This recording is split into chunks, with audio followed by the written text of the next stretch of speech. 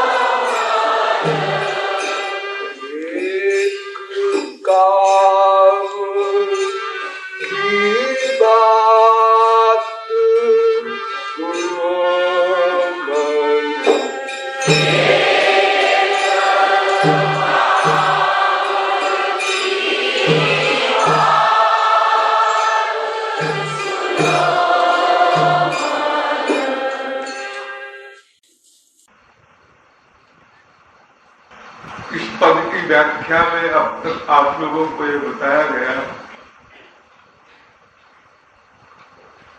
कि हमारे धर्म ग्रंथों में दो प्रकार की विपरीत बातें लिखी हैं। एक तो ये कि कामनाओं को छोड़ दो तो पूर्ण काम बन जाओ, और दूसरी ये कि उपासना करने से ही तुम पूर्ण काम बन सकते हो।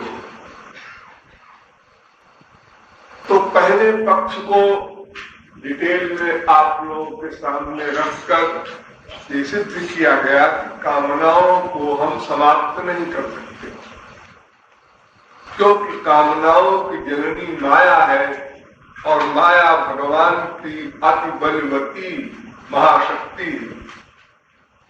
वो भगवान की कृपा से ही माया की निवृत्ति हो सकती है। अतएव दूसरा मार्ग ही हमारे लिए रह गया उपासना का।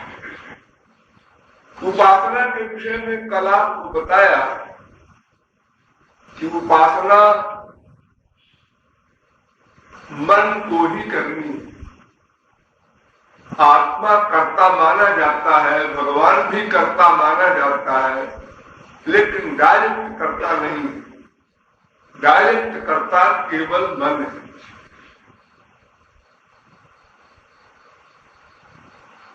इसलिए हमको केवल मन पर ही ध्यान देना है, इंद्रियों से कोई है। ठीक है, अगर साथ रहे अच्छा है, इनको भी काम में ले लो, क्योंकि ये मन की सर्वेंट है। लेकिन अगर आप न लेना चाहें इनसे काम, तो भी काम बन जाएगा। केवल मन से उपासना की जाए, यानी मन को भगवान के पास ले जाया जाए। अर्थात इतनी भी कामनाएं हम करते हैं, जैसा मैंने बताया था 5 प्रकार की कामना, वो भगवत संबंधी कामना हो जाए तो उसी को हम उपासना करते, उसी को वेदन भी कहते हैं, ध्यान भी कहते हैं, भक्ति भी कहते हैं, अनेक नाम है उसके शास्त्र वेदों में। ये पंचकोश के समाप्त होने पर ही हमारा परम चरम लक्ष्य प्राप्त होगा। ये अड़चन 5 कोशों की है, गड़बड़ ये है। तो ये 5 कोश हमारे समाप्त हो, एक खतरा नहीं है, 5 कोश है आनंद प्राप्ति के मार्ग में। आपने नाम सुना होगा, अन्नमय कोश, प्राणमय कोश, मनोमय कोश, विज्ञानमय कोश, आनंदमय कोश। इन 5 कोशों को क्यों समझिए, 5 प्रकार के ये क्लासेज है माया के। इनको जब लाभ जाए कोई भक्ति के द्वारा, उपासना के द्वारा, तब वो परमानंद को प्राप्त करेगा। 3 प्रकार का शरीर होता है, स्थूल शरीर, सूक्ष्म शरीर, कारण शरीर। ये तीनों शरीर बाधक ईश्वर प्राप्ति में। ये माइक शरीर है, थोड़ा समझ लीजिए। थोड़ा भी गंभीर विषय समझाने चलते हैं तो आप लोग कहते हैं महाराज जी आधा तो पल्ले नहीं पड़ा, आधा अच्छा बोलिए। अरे थोड़ी बुद्धि लगाओ, क्या मैं किस्सा कहानी आप कहने के लिए बैठा हूं? एक स्थूल शरीर है आप लोगों का, जिसे आप लोग देख ही रहे हैं, पंचमहाभूत का। एक और शरीर होता है सूक्ष्म शरीर। सूक्ष्म शरीर में 18 तत्व होते हैं मिले हुए, मिक्सचर, कंबाइंड। और कौन 18 होते हैं? 5 ज्ञानेंद्रियां, आंख, कान, नासिका, रसना, त्वचा, और 5 कर्मेंद्रियां, हाथ पैर वगैरह, और 5 प्राण, हवा, वायु जो आपके अंदर है, प्राण, अपान, उदान, समान, व्यान, ये 5 प्राण है। तो 5 ज्ञानेंद्रियां, 5 कर्मेंद्रियां, 5 प्राण, 15 हो गए। एक मन 16, एक बुद्धि 17, और एक अहंकार सबसे बलवान जो। ये 18 तत्वों से सूक्ष्म शरीर बना हुआ है। तो मरने के बाद स्थूल शरीर यही रह जाता है, इसका कोई भाग आत्मा के साथ नहीं जाता, ये स्थूल शरीर का। लेकिन सूक्ष्म शरीर के ये 18 तत्व साथ जाते हैं। ये पूरा परिवार साथ जाता है आत्मा के साथ, जहां भी जाएगा, जाए स्वर्ग जाए, वैकुंठ जाए, कहीं भी जाए। तो अब सूक्ष्म शरीर में भी कई भेद हैं। स्थूल शरीर जो आपका है, ये जिसमें आप बैठे हैं, इसको कहते हैं अन्नमय कोश। आप अन्न खाते हैं, उससे शरीर चलता है। अन्न नहीं खाएंगे, शरीर समाप्त हो जाएगा। इसलिए प्रारंभिक अवस्था में अन्न का महत्व है। अन्न से मन बनता है। यदि आप सात्विक खाना खाएंगे तो आपके चित्त की वृत्ति सात्विक बनेगी। अगर आप राजसी खाना खाएंगे तो चित्त वृत्ति राजसी हो जाएगी। अगर आप तामसी खाना खाएंगे तो आपकी चित्तवृत्ति तामसी हो जाएगी। आप लोगों में बहुत लोग बिना मिर्चा के नहीं खा सकते, एक मिर्चा होना चाहिए खाने और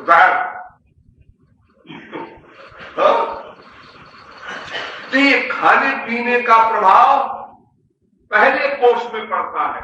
अन्नमय कोष को लाभ जाओ जब, फिर खाने का कोई प्रभाव नहीं पड़ेगा। फिर त्यागो तुम खाओ, उसका कोई असर नहीं होगा मन के ऊपर। लेकिन पहली कक्षा में होता, प्रारंभिक अवस्था में साधक को खान पान पर भी विचार करना चाहिए। सात्विक खाना खा तो स्थूल शरीर ये अन्नमय कोश है और सूक्ष्म शरीर में 3 भेद हैं।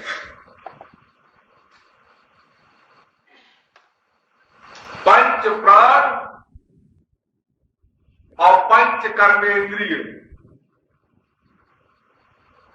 ये मिल करके बनता है मनोमय कोश।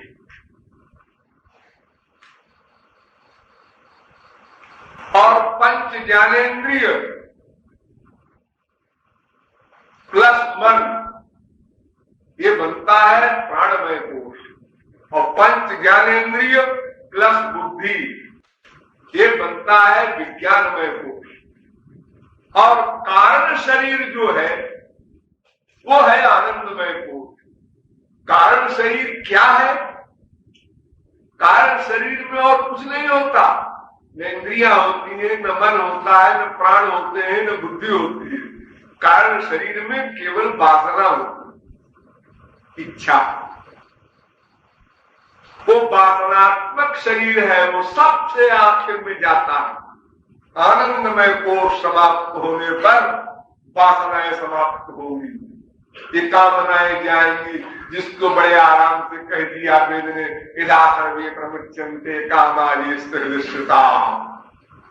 ये तीसरा शरीर जो है, यानी स्थूल से परे सूक्ष्म, सूक्ष्म से परे कारण शरीर, वासनात्मक कारण शरीर जिसका आनंदमय कोश बनता है, वो जब जाए, समाप्त हो, तब माया से छुटकारा मिले।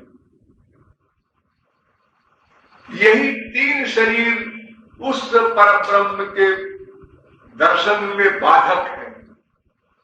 इसी प्रकार 3 अवस्थाएं भी बाधक है, वो भी आप लोगों के अनुभव में आती है। जागृत अवस्था, स्वप्न अवस्था, सुषुप्ति अवस्था। तीनों अवस्थाओं को जब आप लांग जाएंगे तब तुरीय अवस्था आएगी, तब वहां जीव ब्रह्म का शुद्ध मिलन होता है। और सुषुप्ति अवस्था में जीव ब्रह्म का मिलन तो होता है, लेकिन जीव अविद्या युक्त रहता है, इसलिए आनंद प्राप्ति नहीं होती, केवल दुख निवृत्ति होती। गहरी नींद में आपको कोई दुख नहीं मिलता, ये तो सही है, लेकिन आनंद भी नहीं मिलता, क्योंकि अविद्या युक्त है, आप माया के अंदर में है, वो आवरण गया नहीं है। वो आवरण जब वासनात्मक वो कारण शरीर समाप्त होगा, यानी आनंदमय कोश को आप लांग जाएंगे उपासना के द्वारा, तब आप अधिकारी बनेंगे, तब गुरु कृपा होगी, तब वो दिव्य प्रेम मिलेगा, वो दिव्य शक्ति मिलेगी, दिव्य दृष्टि मिलेगी, दिव्य मन मिलेगा, दिव्य बुद्धि मिलेगी, दिव्य प्राण मिलेंगे, दिव्य शरीर मिलेगा, सब ईश्वरीय वस्तु मिल जाएगी। और फिर वो 8 गुण जो मैंने बताए थे, अपहृत पाप मार्ग रोग मृत्यु विशोक, वो सब 8 गुण भी आपको मिल जाएंगे। उसको मांगना नहीं पड़ेगा, हे भगवान हमको 8 गुण भी दे दो, कुछ मांगना वांगना नहीं, सब अपने आप मिल जाएगा। वो तो आत्मा का स्वभाव है, लेकिन रहेगा भगवान के अंदर। आपको स्वतंत्र नहीं होने दिया जाएगा कभी भी, क्योंकि आपका जो नेचर है, स्वभाव है, वो भगवान का नित्य कैंकर्य स्वभाव है। आपका जो स्वस्वरूप है, जो अपना असली रूप है आत्मा का, वो भगवान का दास होगा, ये असली रूप है। तो असली रूप पर पहुंचने पर आप भगवान नहीं बन जाएंगे, भगवान के दास बन जाएंगे। बस ये आपकी अंतिम पोस्ट है। अब दास में बहुत सारे क्लास हैं, शांत भाव, दास भाव, सख्य भाव, वात्सल्य भाव, माधुर्य भाव, कोई भाव कहीं भी बड़े ऊंचे आप दास बन गए। लेकिन दासत्व आपका अंतिम लक्ष्य है, भगवान का नित्य किंकर हो जाना। बस जीव की अंतिम चरम गति यही है, उनकी नित्य सेवा मिल जाए, सबसे बड़ी बात है। गोविंद प्रेक्षणाक्षेपी बाष्प पूरा विवर्षिनो उच्चैरविंदमानंद मरविंद विलोचना। एक गोपी श्याम सुंदर की सेवा करने जा रही थी, उनको देखा और देखकर आनंद के आंसू बहने लगे। तो उच्चैरविंद बड़े गुस्से में आ गई। किसके ऊपर? आनंद के ऊपर। तो तू आनंद क्यों आया मेरे बीच में कि प्रियतम की सेवा नहीं कर पा रही हूं मैं? क्योंकि आंख में जब आंसू भर गए आनंद के, तो सेवा में व्यवधान हो गए। तो अरविंद विलोचना वो गोपी आनंद को उच्च ही अनिंदत बड़े जोर से गुस्से में आकर के आनंद को कोसने लगी। केवल सेवा चाहता है भक्त, प्रियतम की सेवा ये अंतिम लक्ष्य है। उपासना का मेन लक्ष्य यही है। अब इस लक्ष्य को पाने के लिए उनका प्रेम प्राप्त करना होगा। उनके प्रेम प्राप्त करने के लिए गुरु की शरणागति करनी होगी। ये सब क्रम उसके पीछे तमाम सारे हैं, लेकिन अंतिम लक्ष्य वही है, नित्य कैंकर्य। तो भगवान में मन लगाना ये साधना है, लगना ये सिद्धि है। आप लोग अक्सर ये क्वेश्चन करते हैं बाबाओं के पास जाकर, स्वामी जी भगवान में मन नहीं लगता। नहीं लगता?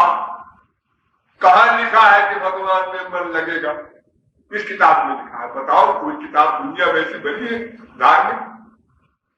अरे सब संत ग्रंथ कहते हैं भगवान में मन लगाना होगा, लगेगा नहीं, पहले लगाना ये परिश्रम है, लगना ये सिद्धि है। लगी जाए तो तुमको करना क्या रहेगा? फिर ये उपदेश क्यों? अभ्यास तेज वैराग्येन च गृह्यते, अभ्यास वैराग्याभ्याम तन्निरोधा। ये तमाम शास्त्र में इनके लंबे चौड़े जो लेक्चर है, इसीलिए तो है। बस तुमको लगाना है, इसलिए नहीं लगता। ये स्वप्न में न सोचो, न पूछो, न क्वेश्चन बनाओ, धिक्कारो स्वयं को। जिस संसार में निरंतर चप्पल जूते मिल रहे हैं वहां लगता, और जहां परमानंद है वहां कह दिया नहीं लगता। अरे लगाइए, अभ्यास करना है, लगाना है, प्रैक्टिस करना है, परिश्रम करना है, और उसके लिए कोई कायदा कानून नहीं, जैसे मन में आए वैसे लगाइए। कोई नियम नहीं, कौन सा नाम ले जी जो तुम्हारी इच्छा, कौन सा रूप बनावे जो तुम्हारी इच्छा, कौन सा गुण गावे जो तुम्हारी इच्छा, सब तुम्हारी ख्वाहिश पर छोड़ दिया। इतनी दया है भगवान की। अगर एक अपनी मां का ध्यान करना चाहो तो बड़ा कठिन है, क्योंकि मां की ही शक्ल बनानी पड़ेगी तुमको। बाप का ध्यान करना है, 100 बार देखने पर भी तुम बाप की शक्ल बना नहीं सकते मन से आंख बंद करके। ठीक ठीक, क्योंकि ठीक उसी प्रकार बननी चाहिए जैसा बाप है। लेकिन भगवान की शक्ल बनाना है तो जैसे मन में आए वैसे बना लो, सब सही है। वहां ये क्वेश्चन नहीं होगा कि तुमने ऐसा क्यों बनाया भगवान की शक्ल, उनकी आंख तुमने कान तक क्यों कर दिया। भाई शास्त्र में लिखा है कान तक उनकी लंबी आंखें थी। अजी कान तक आंख कहीं अच्छी लगती है? तो कैसा लगेगा आदमी जिसकी आंख कान तक रहेगी? तो अच्छा बाबा तुम छोटी सी बना लो, तुम्हारी इच्छा बना तुम्हें जैसा अच्छा लगे वैसा बना लो, तुम शास्त्र वेद ग्रंथ पंथ को मत देखो। ये न प्रकार रोमन कैथोलिक एक कहानी है, ईसाइयों में ये रोमन कैथोलिक लोग मंदिर बनवाते हैं, गिरजाघर, उसमें मूर्ति रखते हैं, ईसा की मूर्ति रखते हैं, मरियम की मूर्ति रखते हैं, सबकी मूर्तियां रखते हैं, अपने संतों की भी। तो मरियम की मूर्ति थी तो बड़े बड़े पादरी जाते थे वहां, अरदास करते थे, प्रार्थना करते थे और अपना याचना करते थे उनसे। एक नट था, वो नट का काम करता था बेचारा, फिर भी उसका पेट नहीं भरता था। उसने कहा कि एक पादरी से पूछा कि आप लोग अभी वहां क्या कर रहे थे मरियम के आगे? देखा अरे उनके आगे जो कुछ मांगो मिल जाता है। अच्छा तय कर लिया उसने कि हम भी खुश करेंगे उनको, हम भी उनसे मांगेंगे कुछ। हमारा पेट नहीं पलता है, इतनी मेहनत करते हैं दिन भर, लोग हमारा खेल देखते हैं, देख के चल देते हैं, पैसा तो लेता नहीं। ऐसे कंजूस लोग हैं और कहते तो हैं कि हमारा अच्छा दिखाया खेल, वाह। जैसे आप लोग किसी महापुरुष का लेक्चर सुने और कहें वाह बहुत अच्छा बोलते, मानेंगे नहीं, प्रैक्टिकल नहीं करेंगे उसको। तो जब सब पादरी चले गए तो उसने एक पट बंद कर लिया गिरजाघर का और नट का खेल दिखाना शुरू किया मरियम की मूर्ति के आगे। तो एक पादरी दराज से झांक करके उसने देखा कि इस आदमी ने पट को बंद किया, तो गड़बड़ तो नहीं कर रहा है गिरजाघर में। तो देखा तो नट का काम कर रहा था, मरियम को दिखा रहा।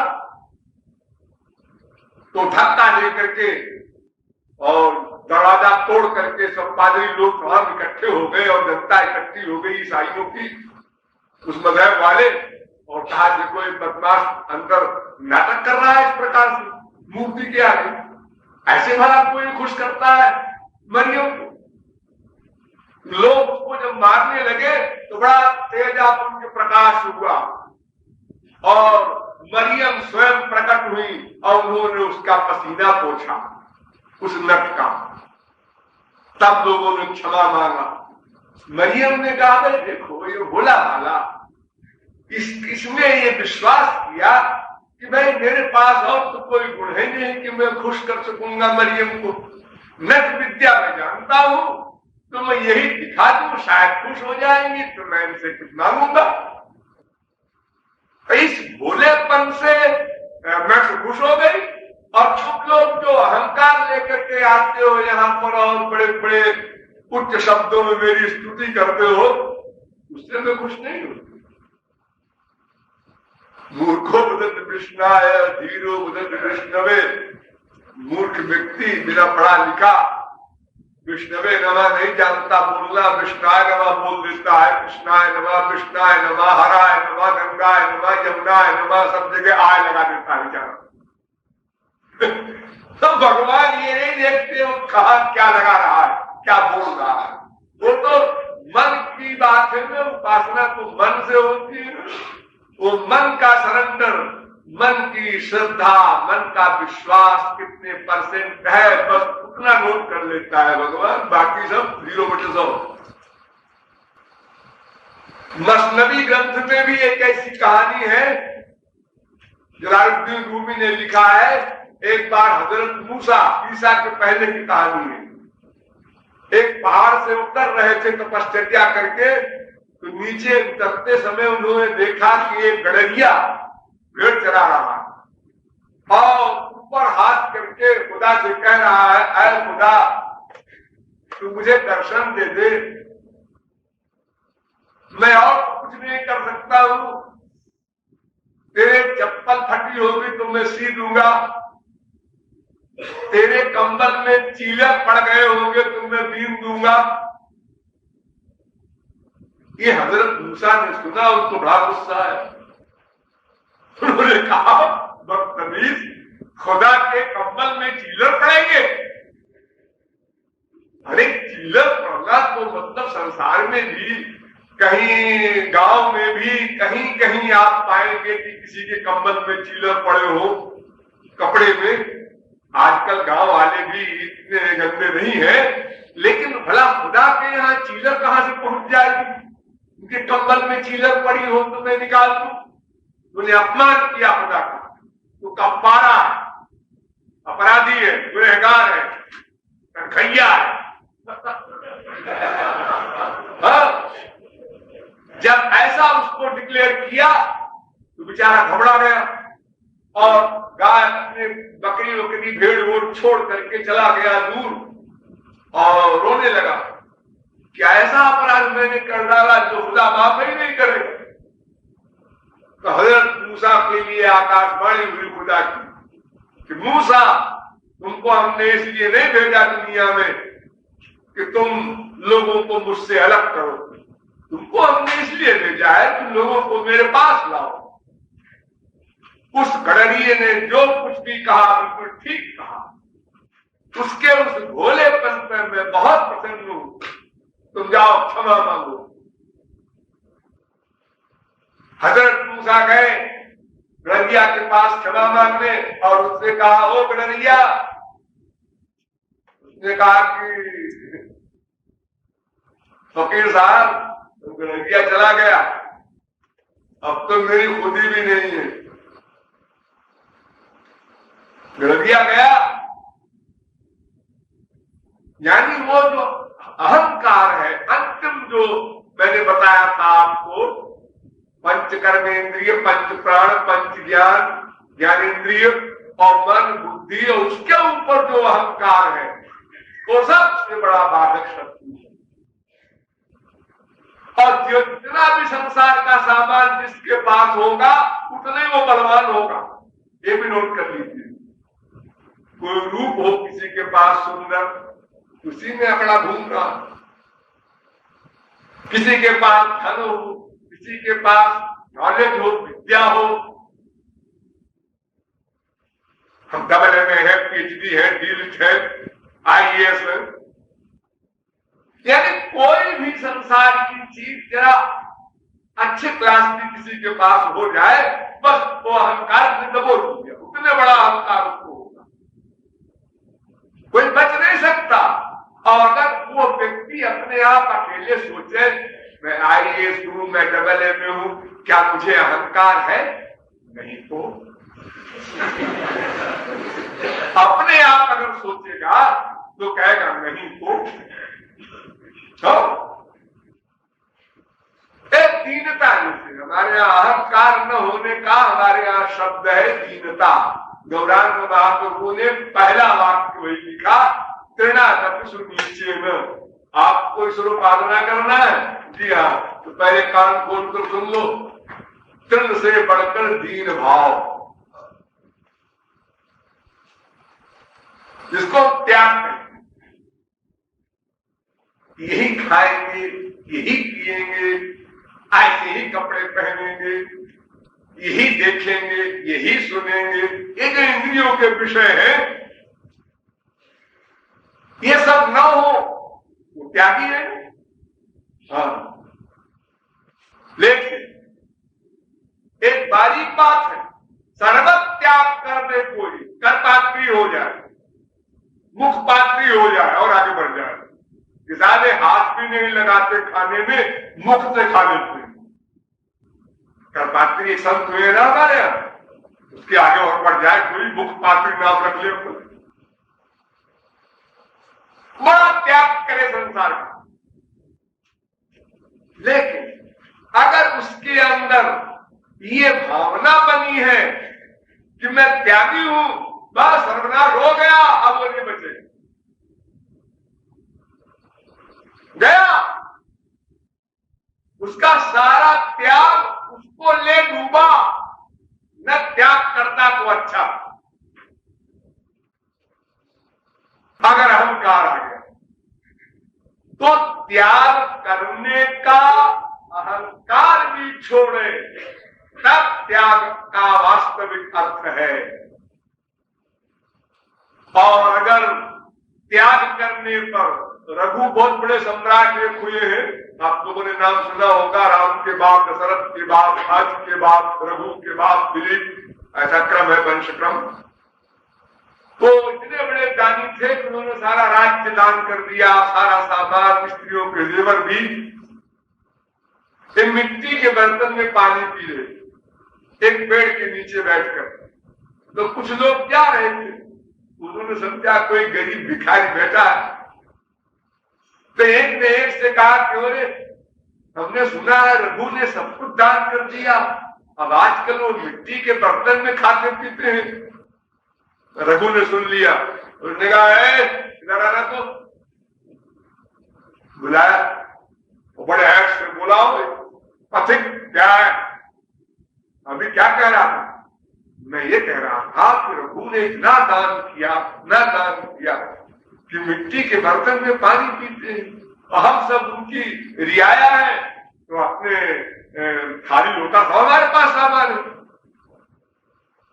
उन्होंने कहा आप आइंदा ऐसी गलती नहीं करना, ऐसी बात न बोलना। तुम्हारे रघु से पूछो, वो जब आया था मां के पेट से तो क्या मिट्टी का बर्तन लाया था?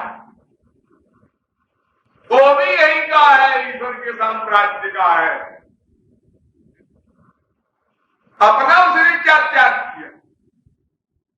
जो कुछ भी त्याग किया वो तो ईश्वर का सामान था, उसने अपना क्या त्याग किया? अपना त्याग तो यही है कि त्याग की भावना का त्याग कर दे, वो त्याग, यानी वो अहंकार, मैं त्यागी हूं, मैं बैरागी हूं, ये शब्द अगर मुंह से निकल गया, ये भावना मन में आ गई, सब सर्वनाश हो गए, अब तुम गए मरे बेमौत। तो अहंकार सबसे बलवान है। इस अहंकार को मिटाने के लिए ही ये पहला सूत्र बनाया गया, त्रिनाद सुनिए चेनो, तृण से बढ़कर नम्र बनो का मतलब सिर झुकाओ ऐसा नहीं, संसार में सफल हो जाओगे सिर झुकाने में, लोगों के चरणों में पड़ जाओ, बड़ा दीन है, बड़ा नम्र है, लोगों से सम्मान तो मिल जाएगा, लेकिन तुम्हारा सर्वनाश हो जाएगा, क्योंकि तुम भीतर यह सोचोगे सब लोग समझ रहे हैं मैं बड़ा दीन, बड़ा आगे बढ़ गया हूं। और भीतर से जब तक तुम्हारे अंदर अहंकार न जाए, दीनता न आवे, तब तक दीनता मानी नहीं जाएगी। बाहर के अभिनय से संसार को प्रसन्न कर सकते हो, प्रभाव डाल सकते हो, बैरंग त्याग कर दो, तब सामान का देखो हजारों आदमी तुम्हारे पास पहुंच जाएंगे। एक लंगोटी लगाए एक बाबा है, वो खाली चना खाता है, अरे अब वो चना भी नहीं खाता, खाली पत्ते खाता है, भीड़ इकट्ठा हो जाएगी। लेकिन बाबा जी का जो बुरा हाल होगा भीतर से, अरे तुमको ऐसा त्याग, ऐसा अहंकार का अभाव लाना भीतर है, बाहर लाओ ठीक है, न लाओ तो भी ठीक है, लेकिन भीतर आना चाहिए, उसका अहंकार न हो। दान करने पर भी ये बुद्धि न हो मैंने दान किया। कोई दान हो, कोई पैसे का दान नहीं होता, आत्मा का दान होता है सबसे बड़ा। लेकिन जो भी दान करो उसमें ये मत सोचो मैंने अपना दान किया, तुम्हारा कुछ भी नहीं है, ये शरीर भी तुम्हारा नहीं है। कबहु ककारी करुणा नर देही देत ईशु बिनु हेतु सनेही। यदि भगवान ने कृपा करके दिया है तुमको मानव देह, अगर इसका भी तुमने दान कर दिया तो कौन सा कमाल कर दिया। अरे अगर आत्मा का भी दान किया तो वो भी तो महिमांशो जीवलोक जीव भूता सनातना उन्हीं का अंश है। अरे तुम उनके दास तो थे ही, हो ही, रहोगे ही। तीन काल में तुमने एग्रीमेंट कर लिया, यही कमाल कर लिया बड़ा भाई। अरे साहब देखो मैं आपका दास हो गया हूं और तुम थे क्या पहले? तो आत्मा तो दास है ही ऑलरेडी, नेचुरल। तुमने मान लिया, बस इतना से कमाल कर लिया। और क्या तुमने दिया? जो सर्व समर्पण कहते हैं संत लोग, शास्त्र लोग, वेद लोग, सर्व समर्पण कर दो तो वहां से भी सर्व समर्पण हो जाए तुम्हारी लिए। तुम अपना सब कुछ दे दो तो वहां से भी सब कुछ मिल जाए। तो अपना सब कुछ है नहीं वास्तव में, लेकिन वो इसलिए कहा जाता है कि तुमने जो अपना मान रखा है इसलिए वो अपना सब कुछ दे दो। और जहां अधिक आसक्ति हो उसको पहले दो। यह जाति प्रियमात्मना तत्तन निवेदे मह्यम। भगवान कहते हैं जहां तुम्हारी अधिक आसक्ति हो उसी का नाम पहले करो, ताकि तुम मेरी ओर मुखातिब हो सको। क्योंकि तुम्हारा मन उसी में है। 10,000 से 1 लाख हो जाए, 1 लाख से 2 लाख हो जाए, अब तुम उसी मन से भगवत चिंतन कैसे करोगे?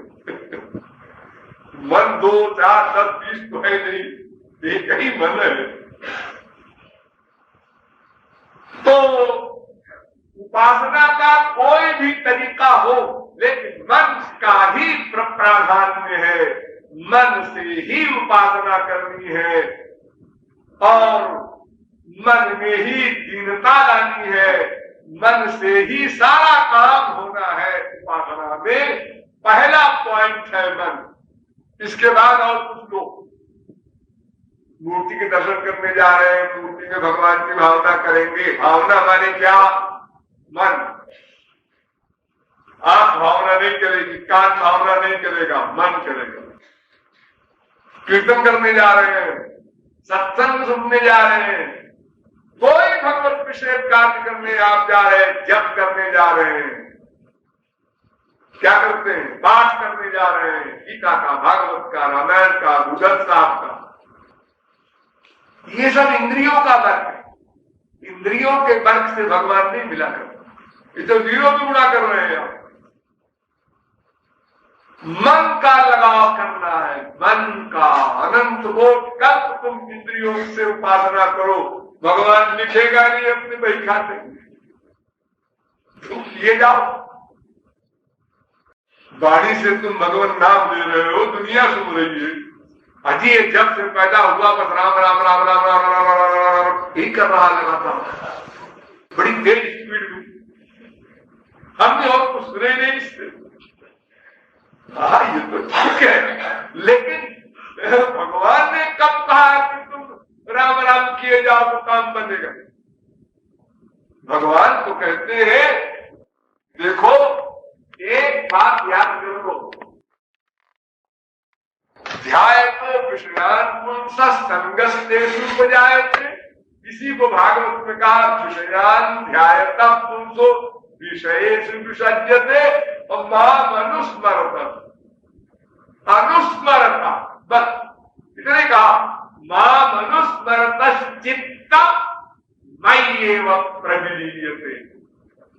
संसार में सुख की भावना करोगे मन से तो संसार में अटैचमेंट होता है, हुआ है। अगर मुझ में अपना तुम अपनत्व मानो, सुख मानो, लक्ष्य मानो तो मुझ में अटैचमेंट हो जाए। ये तुम्हारे मानने पर डिपेंड करता है बस, और कुछ करना धरना नहीं है। ये कीर्तन वगैरह जो कुछ कुछ है, ये तो एक हेल्पर है, सहायक है, ये कंपल्सरी नहीं, ऐसे कोई काम नहीं बनना। ये तो इसलिए है कि भाई देखो, अगर हम भगवान के गुणानुवाद गाएंगे 10 बार 20 बार, एक आध बार तो लगेगा ही, कितने गड़बड़ करेंगे तो भी भूले तक लगेगा। इसलिए संत लोग कहते हैं भाई जो तुम ऐसे गाओ गाओ तो शुरू तो करो। लेकिन जब संत लोग सही उपदेश करेंगे तब उनको कहना पड़ेगा, इससे काम नहीं चलेगा। तप तीरथ उपवास दान मख जेहि जो रुचय करो सो, और जाने ही पाई गो कर्म फल भरि भरि वेद परोसो, नाहिन आवत आन भरोसो। यही कलिकाल अपर साधन तरु है श्रम फरनि फरोसो। जितनी भी चीजें इंद्रियों के द्वारा होती है, तीर्थ यात्रा करी आए चारों धाम से, ठीक, क्या मुश्किल है, पैसा है, यज्ञ करा दिया, कीर्तन हो रहा है अखंड, और करा रहा है सेठ, कैसे? तो 1 लाख रुपया दे दिया है उन्होंने अपना, उससे अपना लोग खाते पीते हैं, कीर्तन करते रहते हैं, सेठ जी को बैकुंठ मिल जाएगा। वो अपना ब्लैक मार्केट से रुपया कमाए जा रहे हैं, और इधर अपना थोड़ा सा रुपया निकाल दिया ठाकुर जी के नाम घूस के तौर पर, तो ठाकुर जी गोलोक दे देंगे। वो महापुरुषों के क्लास में पहुंच जाएंगे। ऐसे भोले लोग। तो इंद्रियों का फर्क केवल इसलिए बताया जाता है प्रारंभ में कि भाई बार बार तुम भगवान के गुण गाओगे, भगवान की लीला गाओगे, भगवान का रूप बोलोगे गाओगे, तो कुछ ध्यान भी बनेगा। लेकिन ऐसा नहीं करना। प्रारंभ में ही तुमको हम बताए दे रहे हैं, पहले रूप ध्यान करो, उसके बाद कुछ गाओ। उनका नाम लो। किसका नाम ले रहे हो? हरे राम। हरि कौन है? हरि हमारे इष्ट देव है। भरत योगी राम चेतांसी इति हरि, जो परमहंसों के मत को भी खींच ले, उनका नाम हरि। और राम माने रमन्ते योगिनोस्मिन् विरामा, जिसमें परमहंस लोग भी अपने आप को भूल जाते हैं और रमण करने लगते हैं राम में। आत्मा राम लोग। कृष्ण माने कर्षक परमहंसा नाम चेतांसी कृष्ण, जो परमहंसों के मन को भी जबरदस्ती खींच ले, उसका नाम कृष्ण। ये समझते हो मतलब ना? हाँ समझते हैं। तो फिर ऐसे राम को, ऐसे कृष्ण को, ऐसे हरि को सामने खड़ा करो। और फिर ये हरे, ये संबोधन कारक है, संस्कृत का मंत्र है, वेद मंत्र। हरे माने हे हरि, हिंदी में उसका अर्थ हुआ हे हरि। संस्कृत में हरे किसी को पुकारने मिल जाता है। ये पुकार क्यों रहे हो हरे? कुछ चाहिए तो कुछ चाहिए, तो जिसको पुकार रहे हो उसको उसका रूप आना चाहिए ना। देखो अपने बेटे को पुकारते हो तुम रमेश, तो पहले रूप आता है, बाद में नाम आता है। अरे हाँ, उसको बुलाओ, उसका क्या नाम है उसका? अरे वो दिनेश, देखो रूप आया, फिर नाम आया। तो इसी प्रकार भगवान का नाम अगर तुमको लेना है, ये तुमने सोचा है, कीर्तन करने जा रहे हो, तो पहले उसको सामने खड़ा करो, वो भावना बनाओ। तज्जपस् तदर्थ भावना। खाली माला में जप करो, मुख से राम राम करो, नथिंग से समथिंग अच्छा है, ये मेरा मतलब नहीं है कि वो भी छोड़ दो। लेकिन फिर तुम ये आशा क्यों करते हो? महाराज हम तो 10 साल के सत्संगी है, हम तो 30 साल से आते हैं मंदिर। अरे तुम करोड़ों कल्प से आ रहे हो, तुमने क्या काम करेगा? जो काम करने की बात बताई जा रही है वो तुम नहीं मानते हो। घर छोड़कर आए हो, यहाँ बैठे हो, 12 घंटे यहाँ तुम बैठे रहते हो, साधना करने के लिए, लेकिन 12 घंटे में 1 घंटे भी तुम लोग ठीक ठीक उपासना का परिश्रम नहीं करो, लापरवाही नहीं। इधर भी देख रहे, इधर भी देख रहे, क्या कीर्तन शुरू कर दिया राधा रमन। गोपी जल वल्लभ श्याम शुरू करना चाहिए, ये क्या कर दिया गोपी जल वल्लभ श्याम।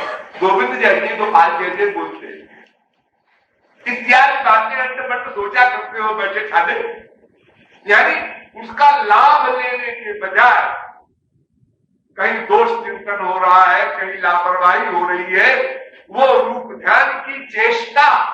अरे ये तो रिहर्सल इसीलिए यहाँ कराई जाती है आप लोगों से कि इसका अभ्यास यहाँ कर लीजिए तो अपने घर में फिर आप लोग उसका लाभ उठाएंगे, क्योंकि घर में तो आपको डिस्टर्बेंस भी होंगे, दुकान जाना है, सर्विस करने जाना है, गंदे वातावरण में जाना है, उतना समय गड़बड़ करेगा मन को।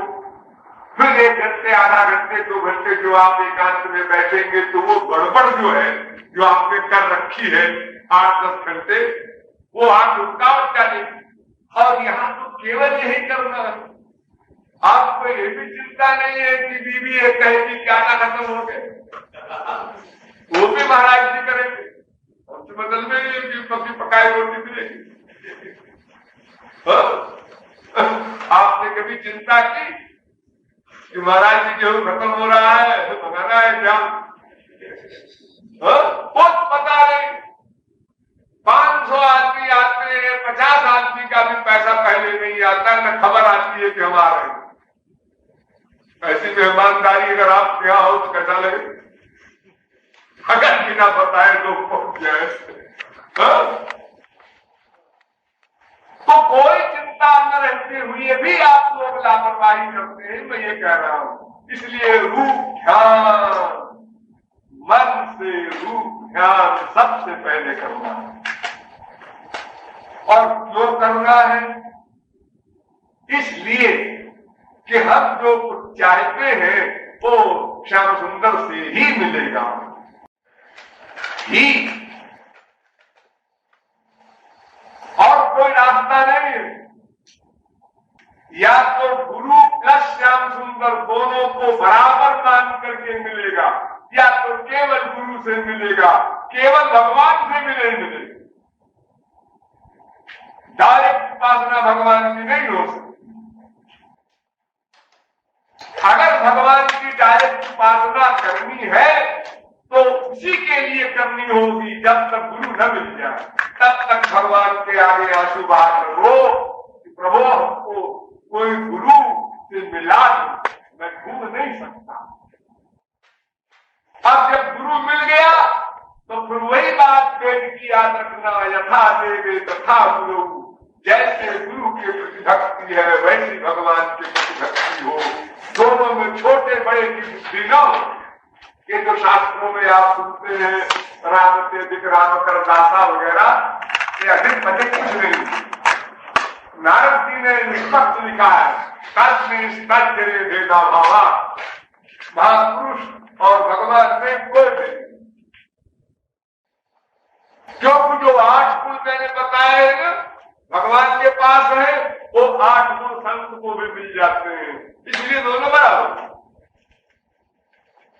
फिर भी आप ये नहीं कह सकते कि सब बातों में बराबर हो गया महापुरुष। एक बात में अभी पीछे, कौन सी बात? जगत व्यापार वर्जम, सृष्टि करने का काम महापुरुष को नहीं दिया जाता, सृष्टि करने का काम भगवान स्वयं करता है। भोग मात्र साम्मिलिका ब्रह्म सूत्र है, अर्थात ब्रह्मानंद भोगने के लिए भगवान जिस आनंद में सदा से लीन है वही आनंद महापुरुष को सदा के लिए मिल जाएगा। जो भगवान में ज्ञान है अकुंठ नित्य सर्वज्ञता का, वही ज्ञान महापुरुष को मिल जाएगा। लेकिन सृष्टि आदि करने का कार्य भगवान अपने हाथ में रखता है, और अगर वो दे भी वो पावर को कोई संत लेना न चाहेगा, ये कूड़ा कबाड़ा काम कौन करेगा? अरे सब जीवों के कर्मों के उनके आइडिया, उनके विचार होंगे, और विचार कैसे हैं सबके? बस फ्राइडे मक्कारी के। ऐसा फर्क कौन करे? संसार में आप लोग BA पास करने के बाद नौकरी ढूंढते हैं, अच्छी नौकरी कोई नहीं मिलती। अच्छी माने क्या? अच्छी माने कि काम अच्छा हो, ना किसी में बैठे हैं आज से पैंट पहन करके और साइन मार रहे हैं, ऐसी नौकरी मिले। और भगवान की ये नौकरी है कि हमारे घर की आइडियाज नोट करें, हमारे गंदे विचारों को नोट करें और प्रतिक्षण नोट करें। अरे कभी भूले भटके हम भगवान का स्मरण कर लेते हैं, बाकी तो हमारी प्राइवेसी चलती रहती है। एक दूसरे के खिलाफ, एक दूसरे में दोष बुद्धि लाना, दोष देखना, दूसरे में दोष देखने की बुद्धि का होना सबसे बड़ा दोष। इससे बड़ा कोई अहंकार नहीं, दीनता का कोई शत्रु नहीं है। इससे बड़ा दूसरे में दोष। हमसे कोई शिकायत करता है, प्रचारक हो या साधक हो या गृहस्थी हो, महाराज जी उसने ऐसा कहा, तुम मर गए कहा तो क्या हो गया कहा? इतनी सहनशीलता तुम्हारे अंदर नहीं है, तुम ईश्वर की ओर जा रहे हो। उसने कहा, उसने डांट दिया, क्या बिगड़ गया? तुम तो सोचो, हमको लोग डांटें, हमारा अपमान करें, ऐसी कामना तब ईश्वर की ओर चल सकोगे। कुछ नीचे न करो, रुपये सहिष्णुता का ये मतलब नहीं है कि तुम्हारी लोग तारीफ करें और तुम समझो बिल्कुल ठीक है। फिर क्या निर्णय होगा? जब तुम्हारी निंदा हो, अपमान हो और तुम सब दृष्टि रखो उसी प्रकार और फैक्ट मानो अपने आप को, हाँ मेरे अंदर दोष है, कमी है, गड़बड़ी है, ये बात स्वीकार करो, तब समझो तुम साधना में चलने लायक हो रहे हो। और अगर तुमने फील किया ये ऐसा करता है, ये ऐसी करती है, तुम कुछ नहीं कर सकते। यही किया करो। प्रचारकों के साथ बहुत से बच्चे रख दिए मैंने उनकी सेवा के लिए। प्रचारक कहता है ये अच्छा नहीं, जिसको रखा है वो कहता है प्रचारक अच्छा नहीं है। तुम दोनों बुरे हो ये समझो। तुम्हारे अंदर कमी है, तुमने निभाया नहीं उसको, और उसके अंदर कमी है जो उसने सहनशीलता नहीं दिखाई। दोनों में गड़बड़ी है। एक दूसरे में दोष मत देखो, अपने में देखो। तुम्हारे अंदर कमी, तुम्हें क्यों फीलिंग हुई किसी भी बात से? बस सीधी सी बात हुई, जब जीव अनंत पापों का भंडार है, काम क्रोध लोभ मोह का आधार है, तो उसको किसी भी शब्द से, वाक्य से फीलिंग क्यों? और अगर फीलिंग है तो उसका रीजन है अहंकार। और अगर अहंकार है तो इसी दीनता के आधार पर तो भक्ति का महल खड़ा करना है। बालू के आधार पर तुम एक महल खड़ा करने की स्कीम बना रहे हो, असंभव, वो नहीं हो। तो हमें सबसे पहले चेना का भाव बनाना होगा। और ये फैक्ट है, उसको मानने में हमें कोई मेहनत नहीं करनी है। सही बात है। देखो हम आपको बताएं, अगर किसी को अपनी सुंदरता का गर्व हो तो सोचे कि अगर उसके सामने कामदेव खड़ा कर दिया जाए तो वो सुंदरता का अहंकार करने वाला, वो ब्यूटी कंपटीशन में नंबर 1 आने वाला दुनिया में तत्काल मूर्छित हो जाए, बेहोश हो जाए। कामदेव के सौंदर्य को देखकर ही बेहोश हो जाए। यानी सुंदरता की सीमा कामदेव, उसकी बीवी रति। इसी प्रकार कोई अरबपति अगर धन का अहंकार करे और वो कुबेर के सामने खड़ा कर दिया जाए तो उसका हार्ट फेल हो जाए। अरे अरबपति है तू, और मैं अरबपति हूं। देख दुनिया कितनी बड़ी है जानता है? सुना है? हाँ, अनंत ब्रह्मांड है। हाँ, उसमें एक छोटा सा ब्रह्मांड है, ये चतुर्मुखी ब्रह्मा का ब्रह्मांड। हाँ, उसमें छोटा सा एक लोक है वृद्ध लोग, अच्छा, उसमें छोटा सा एक देश है भारत, अच्छा, उसमें छोटा सा एक प्रांत है महाराष्ट्र, उसमें छोटा सा एक मुंबई है, हाँ, उसमें एक 3-4 फ्लैट तेरे पास है, बस, हाँ, और वो अरबपति अपने को बड़ा भारी समझता है मेरे को, अरबपति वाले क्या, अरे 10-12 मंजिल के 3-4 फ्लैट हो, अगर किसी के मकान हो मुंबई में, समझ लो अरबपति हो गया हो।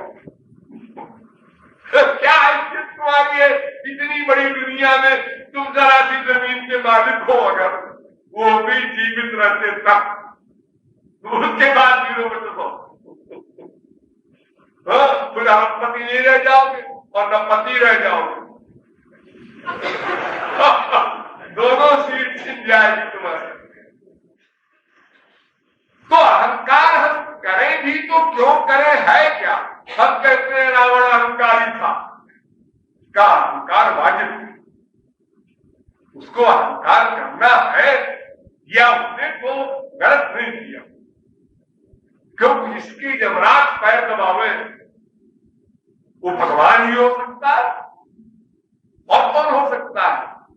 छपा अनाथ लीने रहे छत्र जाको, है सूरज हमारे यहां टेम्परेचर 30 के ऊपर नहीं होगा, ऑर्डर, और दुनिया में हुआ करे 45